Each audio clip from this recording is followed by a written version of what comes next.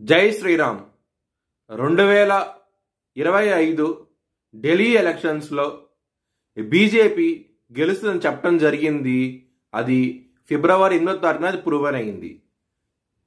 ఆ video link అనేది డిస్క్రిప్షన్లో ఇవ్వడం జరుగుతోంది. అది నిజమా కాదా అనుకుంటే కనుక మీరు ఆ వీడియో లింక్ ఓపెన్ చేసి చూడండి. 2022 నుంచి 2025 ఫిబ్రవరి వరకు మొత్తం 16 ప్రెడిక్షన్స్ అనేవి ప్రూవన్ అయ్యాయి. దానికి సంబంధించిన వీడియో లింక్స్ అనేవి కింద డిస్క్రిప్షన్లో ఇవ్వడం జరుగుతోంది.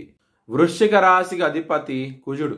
వృశ్చిక రాశిలో అనురాధ 4 పాదాలు, జ్యేష్ఠ 4 పాదాలు మరియు విశాఖ 4వ పాదం ఉంటుంది. ఈ నక్షత్రం వాళ్ళందరికీ నేను చెప్పే వార ఫలితాలు వర్తిస్తాయి. ఈ వారంలో లగ్నాధిపతి అయిన కుజుడు మీకు మంచి ఫలితాలంటూ ఇస్తున్నారు. మిథున రాశిలో ఉండటం మూలంగా చాలా ఆనందంగా ఉంటారు. పేరు ప్రశ్నలు అధికంగా ఉంటాయి. చాలా ఆనందంగా ఉంటారు.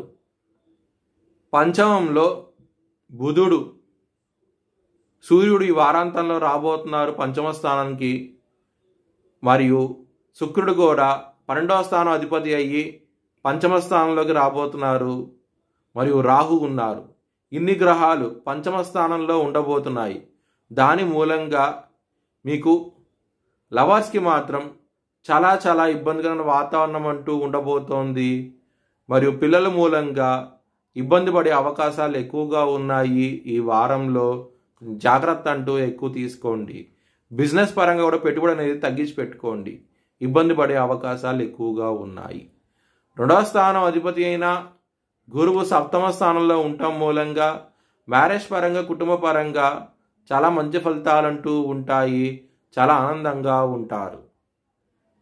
ఎవరైనా సరే జాబ్ చేంజ్ అవ్వాలనుకుంటే కనుక ఈ వారం అనేది అంత అనుకూలంగా లేదు. మీకు ఇబ్బంది పడే అవకాశాలే ఎక్కువగా ఉన్నాయి. శని 4వ స్థానం నుంచి పంచమ స్థానానికి వెళ్ళబోతున్నారు. దాని మూలంగా మీకు చాలా చాలా బెనిఫిట్స్ అంటూ కనబడతాయి. ఈ వారాంతం నుంచి స్టార్ట్ అవుతాయి. మీకు మార్చి 29వ తారీఖు నుంచి శని మీనరాశికి వెళ్తున్నారు. అర్ధాశ్రమ శని వెళ్ళిపోతోంది. దాని మూలంగా మీకు అవార్డ్స్, రివార్డ్స్, ప్రమోషన్స్ రాబోతున్నాయి. కెరియర్ పరంగా చాలా ఆనందంగా ఉంటారు. మీ భవిష్యత్ వివరాల కోసమై హెచ్ఎల్ఎన్ జ్యోతిష్యాలయాన్ని సంప్రదించండి.